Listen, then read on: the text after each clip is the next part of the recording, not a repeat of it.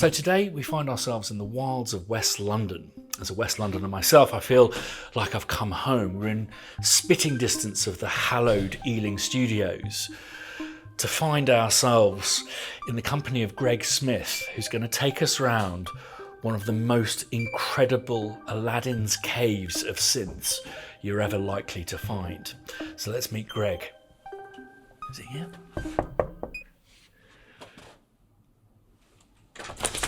Greg. Christian, hi. How you doing, mate? Welcome. You all right? Welcome, yeah, fantastic. welcome. Come in. Oh my lord. Welcome to the Townshend Studio. Oh, jeepers creepers. This is absolutely stunning. Oh, I'm seeing so many things already. I think what we should do is talk about context. Yeah. What is the history behind this place? So Pete studied here in the early 60s, and then obviously a few years later, he got quite a bit of success with The Who. He'd also been collecting these instruments throughout his career. And I think he'd got to the point where he'd realised that, well, I'm not going to get up every morning, switch these on and make music with them. Or service them. Or all of the above, yeah, all of that stuff. But I think he recognised that he wanted them to not end up, behind a glass box in a museum or not being used or just, in storage. And so he was looking for a place to put them. Fast forward 6 months from there, we'd got a room, converted the room, and then sort of built the philosophy of let's put the instruments in here and make them available, not just to our students, but that's primarily what it is. They're here for, our students, people study here.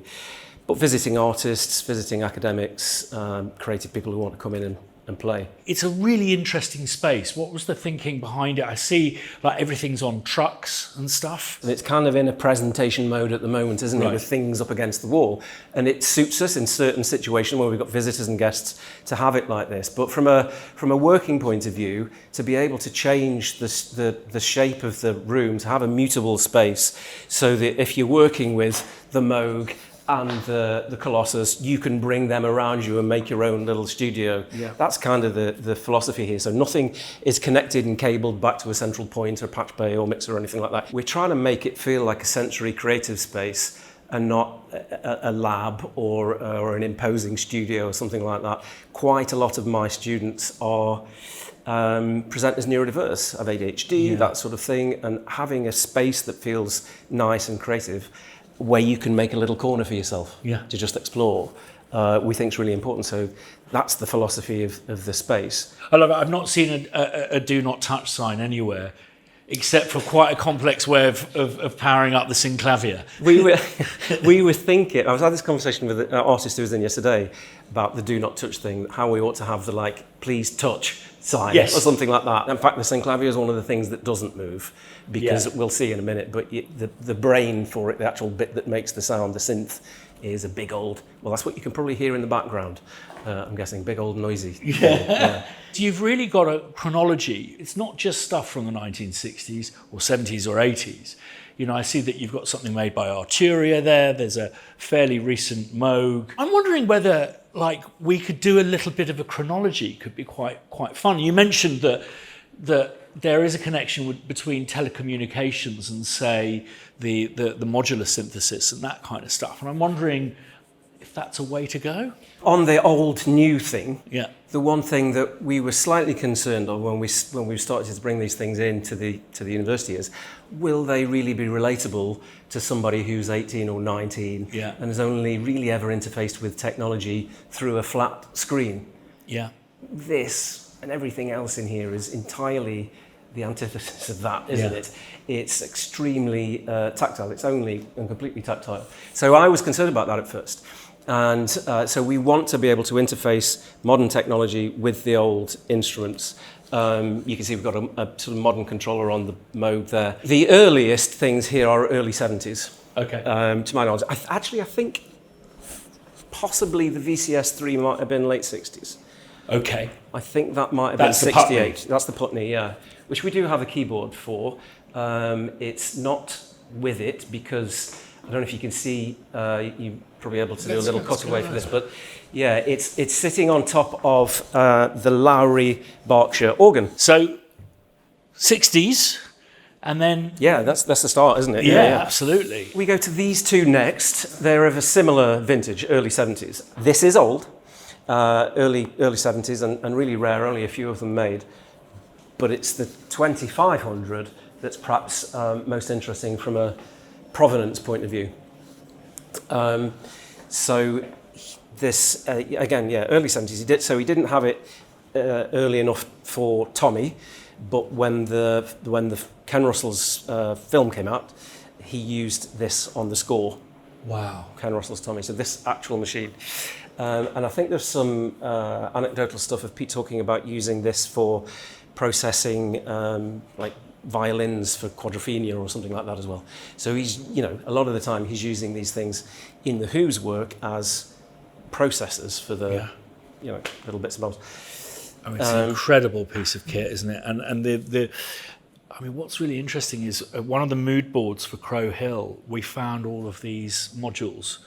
These modules provided us with a huge amount of inspiration for our aesthetic. So it's amazing to see in the flesh. It has this entirely unique patching system where you effectively have a horizontal rail and you put whatever it is you want onto that rail or take it from it. So you can take multiple things from the gate out of the keyboard, for example, and send it in as a gate or CV or whatever it is you're trying to do. So it's I've not seen anything like that anywhere else. I'm not sure if it exists anywhere else. One thing that's remarkable about this is it works. Right. Yeah. It's probably 50 something years old now, and it works. I mean, there's one module that's a little bit, not perfect, and yes, you get a bit of crosstalk in this patch phase, you might imagine. So as you're getting closer to the patch you want to make, you start to hear it a little bit. And then, but not always, and it's entirely and completely usable. It works. It's just incredible, really. Going back to the Synthi, and I really should have researched this because I own one of them, but there's a form factor similarity to the Colossus. Yeah. Is there a connection? And the Colossus is a modern. Yeah. 2022, I think, wasn't it? Something like that. Well, I forget what's his name, the Analog Solutions, I forget his name yet. I'm sure I've heard him say in interviews or in the manual or something like that it is a nod to the Synthi. Our producer said, I've never seen a Colossus look so small. Yeah. It's but still a beautiful thing, stunning. And then we've got stuff like Moog modular and an ARP. The Moogs, there's the double story here, isn't there? Because the Moogs are the 2015 reissue. Okay. So these are, again, I haven't read all of the specs on this, but this is the 2015 reissue of the System 35, and that's the 3P, the what was supposedly in the year it was originally made a portable synthesizer, hence the handles on the top. Hence the handles. Yeah. My understanding is that these were all made as electronically accurate, component-wise, as possible, remade in about 2015. Jeepers, this EMS vocoder, I've never heard of one of these. No, nor I. Somebody told me, again, I probably should have fact-checked this, that this vocoder, or one of the EMS vocoders, was used for the, what are they called, cyclones remember the 80s, or late 70s Battlestar Galactica. Yeah, I believe so. Anyway, what a beautiful thing. Yeah. And enormous. It's really enormous. But it has this sort of synthy knob kind of thing, which is kind of beautiful. Yeah. Amazing. Now, I've clocked something over there that I believe is incredibly rare, and from which quite a lot of other things have sprung out of it. A GX1. So this is the Yamaha GX1. I think it might have been Stevie Wonder that called it the Dream Machine. Anyway, there's a sort of in inverted commas the Dream Machine thing with this, and again, I should have the number to hand definitely, but it's something like 12 or 13 of these were ever made. Wow. And this is a sort of proto CS80 in terms of the synth engine inside. So it's supposed to be, my understanding is that it's supposed to be, it's a synthesizer and it will make all of those sort of synth tones, but it's meant to appeal to organ players in the time it was made in that sort of late 70s.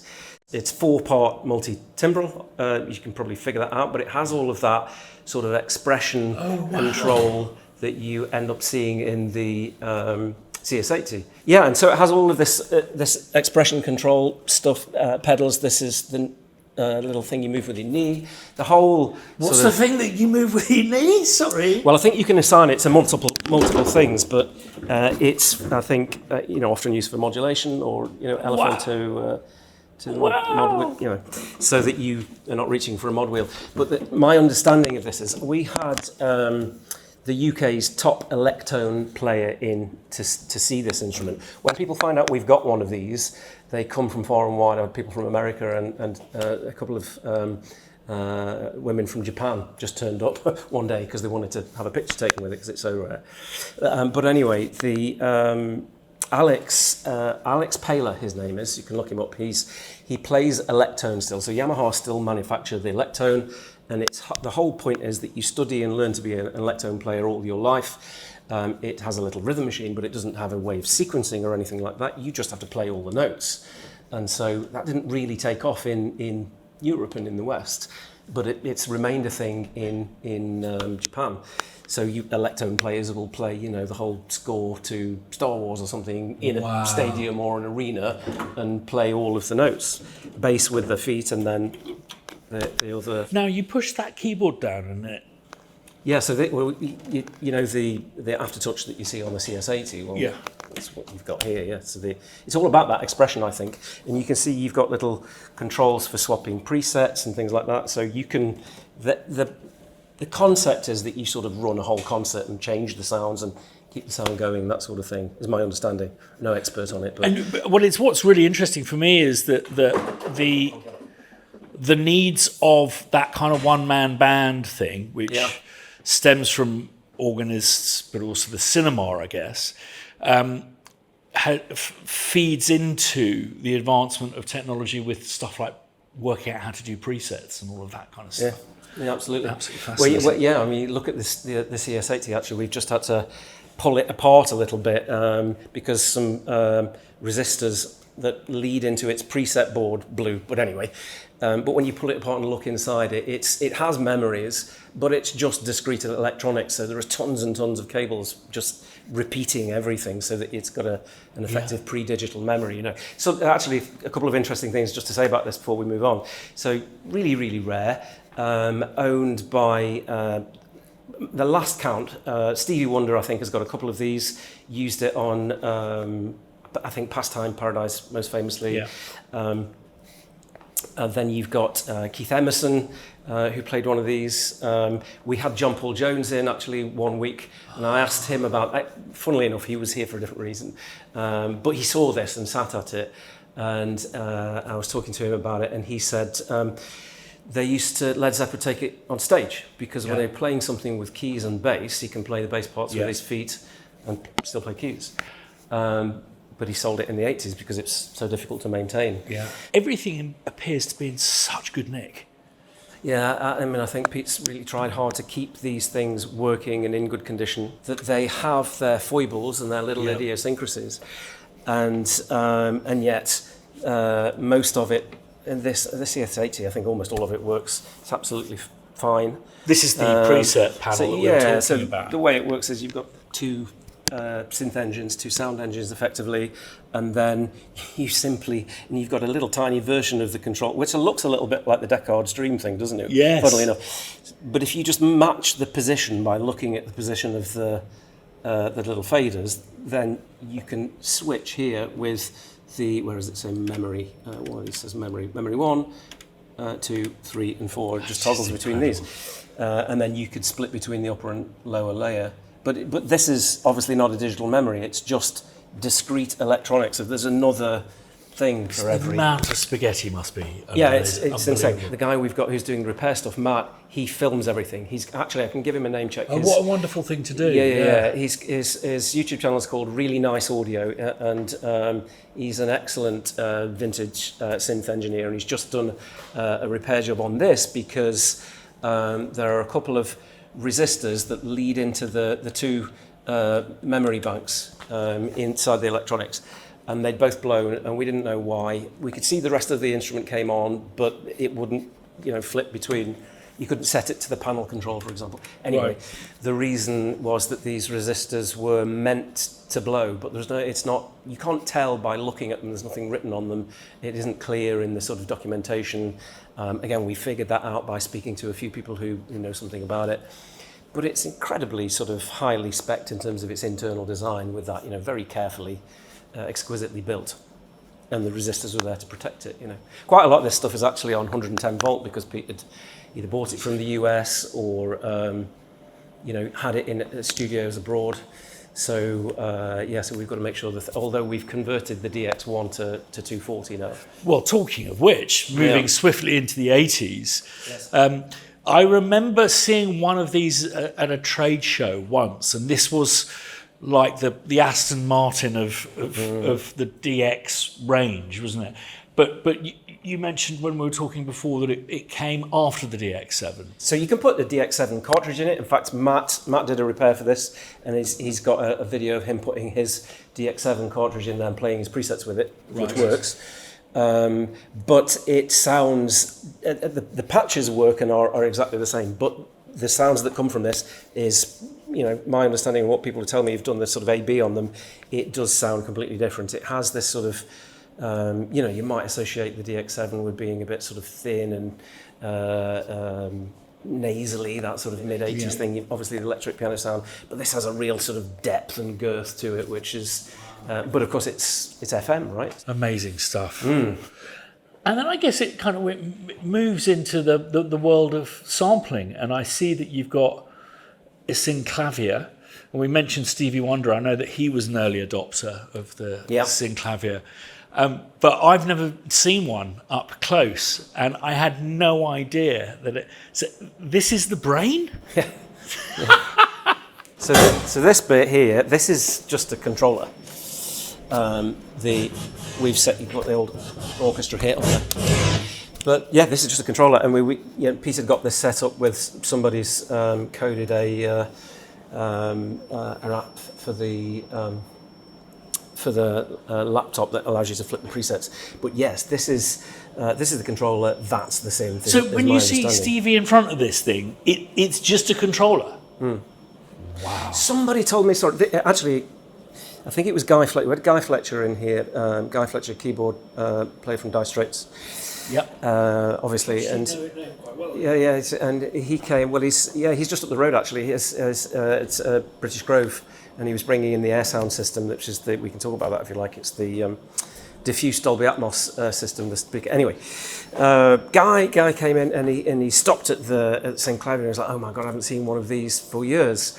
And then of course he proceeded to tell us the story of Mark buying one of these whenever they came out, 1980, something like that, and then what it enabled, because this is obviously years and years before computers and a DAW, but it's got this really easy to use multi-track sort of recorder thing. So you can flip from one sound, choose a new track, record something, flip to the next sound, and build a song up really quickly.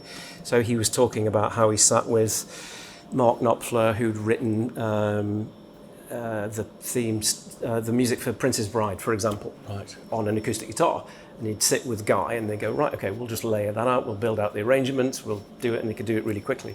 And he was saying, and other people I spoke to since were saying, this is the best sequencer I've ever used because it's so easy to use. You just choose the sound, choose the next track and record it, and very easy to use apparently. And of course, it's also the first FM synth.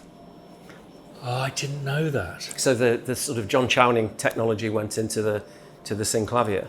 Yeah, and it was my understanding. Again, I'm qualifying everything with my understanding in case someone corrects me on a point of order. But it was a really sort of high spec FM synth as well. So I think it works at 100 kilohertz or something like that. So really high sample rate. So this is the brain. Yes. And so what kind of computing power is this? Do we have any idea? Like how much can it store? I mean, look at this, the old floppies. I'll have to do some research, and it's amazing how fast things have come on, eh? Yeah, incredible, really. I guess this was the first thing that made a single musician autonomous, right? You Yes. could do all of those elements and didn't need the band anymore in a different way than the GX1 was doing it. You had to be able to play everything, and that was about performance. But this is a sort of a composition tool as well. Having these things in here, and when people come in and chat, you get all of these little anecdotes. You know. Absolutely. Well, actually, another good one about the 2500 while we're here is if you've watched the Close Encounters of the Third Kind movie, Yes. this is the thing they wheel out as the thing that makes the sound when they play those 5 tones or whatever. But somebody who knows came into the studio and said, that wasn't the actual sound though. They just used that for the visuals and used a Moog for the sound, which seems crazy because this could make those sounds. Oh yeah, absolutely.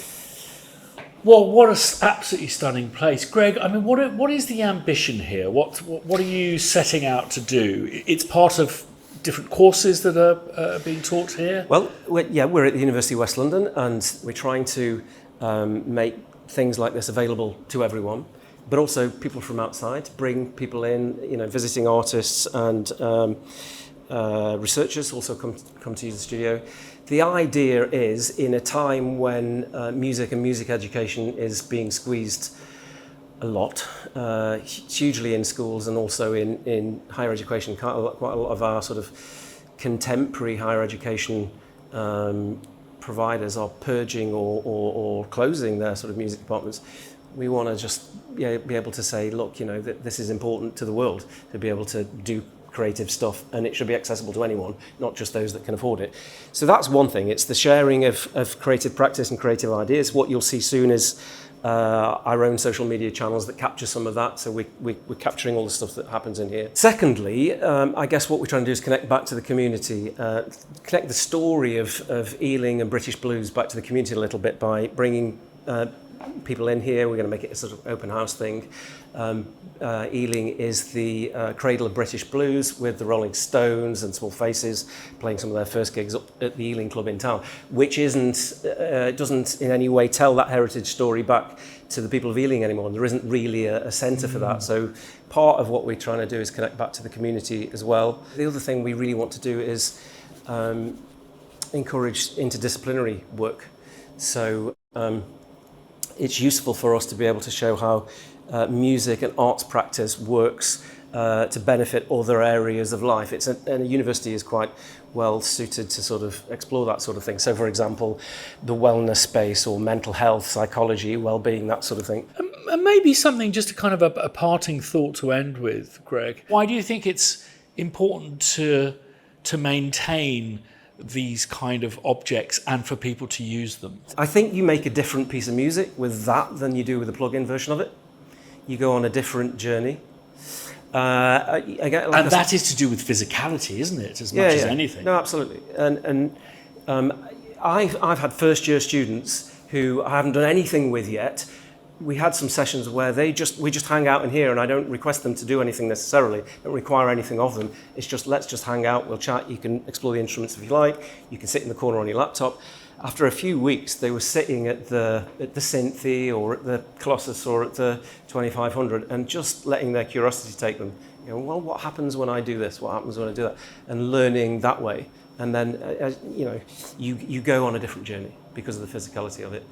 And also, perhaps even more important than that, if it's a space and it's a nice space that people want to be in, then people come together in the space to do things, and things happen that way. Not everybody wants to collaborate and work together. Lots of our students want to work on their computers and work at home, and we encourage that too. But because there's a space to be in with other people, you know, that affords other sort of collaborations or things that just happen on the day. So many little conversations just happen, and you wouldn't get that if it was just a room with computers. No. You know, these things start conversations between people, you know, and that's important, we think. Greg, thank you so much for your time. Absolutely, That's my brilliant. pleasure. What Thank a you so lovely way much to for sign coming off. to see us. Yeah. That's brilliant.